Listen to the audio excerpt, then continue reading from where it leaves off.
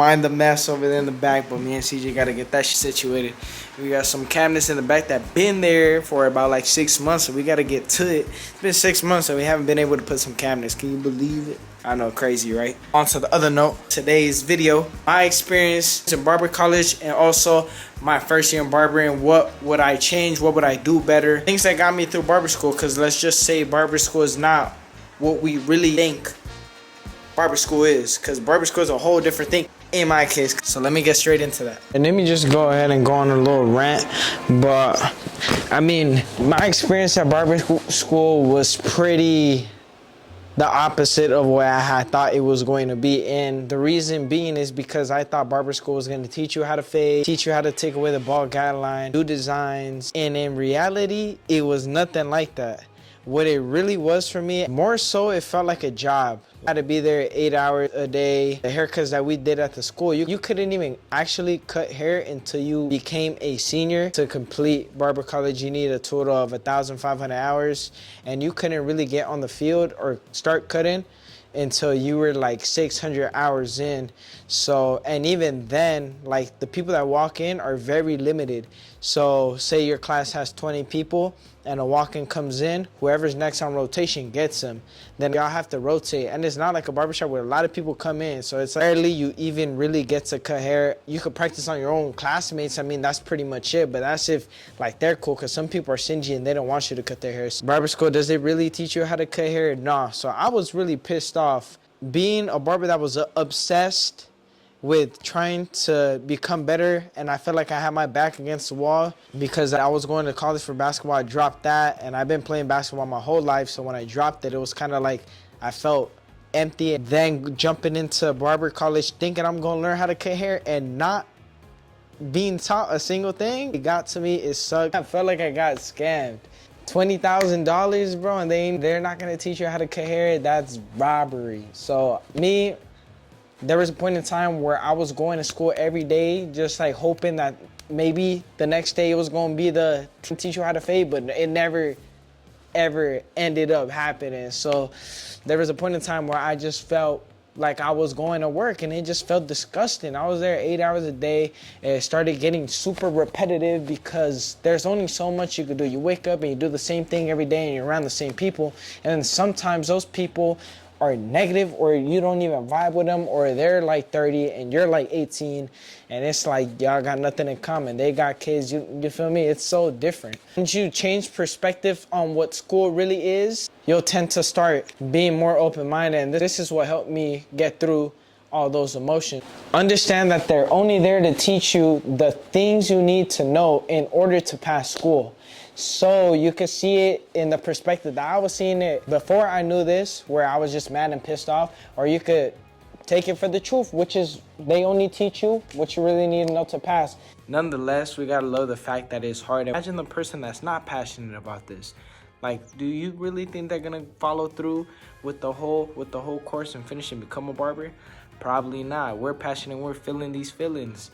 So imagine somebody that does not care, like they're not gonna make it. They're probably gonna go ahead and quit halfway. So you really have to have some push in order to get that license.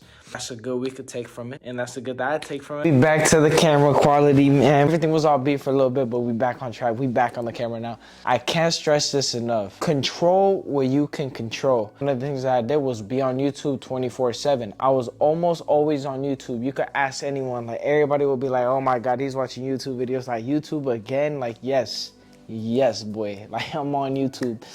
I was just starting. It was so hard to get people. Those first attempts that we get on new clients, we have to capitalize on that. And one thing that we could control is knowing the steps to every single haircut. That way, when you go ahead, you cape up the client and you ask him what he wants, you're confident on any haircut.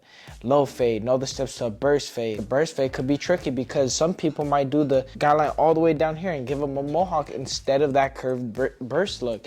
So as beginning barbers, we have to make the most out of our first shot at cutting clients. And one of the things that we can control is knowing the steps to every haircut. And that's the thing that I love about barbering, is you're the reason why your business is succeeding or not. You're the reason that client comes back in your chair. And I understood that if I didn't take full advantage of it, somebody else was. And I wasn't going to be the one losing. I was going to be the one on my shit. So I made sure to control the fact that I knew I could hop on YouTube and I could memorize all these steps. That way, I'll go ahead and cape up the client and ask him what he wants with confidence. And I knew I was going to go ahead and attack that haircut the right way. So placing myself in the best position in order to give my client the best first experience with me. Preparation is key. The same way NBA athletes aren't going to go out partying the night before they have a championship game. Like, they don't do that. They're gonna go to bed early, gonna get their rest. The more you put in work, the quicker you start getting good is the quicker you could elevate your prices. So why not go all in? Why not know all the steps? Why not control what you could control? Because if you don't, I guarantee someone else in the world is. And that's why I had in my head, every time I didn't want to do something, I was like, okay, there's someone in Wichita or somewhere like putting in work. They want it so bad, like I'm not going to lose to him. So that was always something that I put in the back of my mind. Like carrying the groceries. Y'all ever carry the groceries and you're like, okay, if I let these go, I'm a straight. Yeah, I can't let these go. So same mentality. You should also find a home. Make sure before you graduate, you have a set home or you know where you're gonna go, because you don't want to just graduate and then be out in the open. Halfway in senior year, like you already know where you're going, you already have a plan. That way, that first day you're out, you're already executing the next day. I already had a set spot before I even graduated. 2 weeks before I graduated, I think I already locked in a spot here. Quick tip to find a spot: make sure people that you're working with love what they do. Go ahead and be an undercover spy. If you see a shop, go ahead and get a haircut there. See what the vibes is. Don't even tell them you cut hair. Just go get a haircut and just see what it's like, because it's always better to just see that natural vibe. Most of the times, the people that really do love it are posting like left and right on social media, so it should be easy to find a shop that goes within your like and within your style, where you can see yourself grow. It's a good area. I do highly recommend being at a storefront, because my shoes, I went straight to studio and it was dry. It was very hard. And as far as my first year of barbering, like, it was tough. On the weekends, it was popping, but weekdays, I was dry. I was so dry. And I was working 7 out to 7. I had no chance to take the day off. Like, bro, I have no clients. What am I doing taking a day off? You know? I was on that first in, last out type vibe. Even though I had no clients, I would just shadow CJ the whole time. You could ask him. Bro, there will be days, it'd be Monday, Tuesday, Wednesday, Thursday. Friday would come along, and you wanna know how many cuts I've had under my belt? Probably about 3 the whole week. After putting in 8 hours a day, being here 8 hours waiting for people to walk in, like, bro, that's the side that people don't tell you. Like, but I made sure to control what I can control. I made the most out of a lot of my opportunities. I went ahead and I tried to record and shoot content. Most of the clients I got, made sure I went back home, invested in myself, went into classes. As the years came on, I just kept showing up. I kept showing up. A lot of days where I would be here, the shop would close, everyone would leave, so I would go home, and then the phone would ring and I'll be halfway home. CJ would be like, hey, someone just called on the phone. Like, do you want to take him in? I was already home and I drove all the way back after being here for 8 hours. That's something that I know 9 out of 10 people wouldn't do. If you were here for 8 hours and you drove all the way home and you just got home and you got a call to come back, would you come back?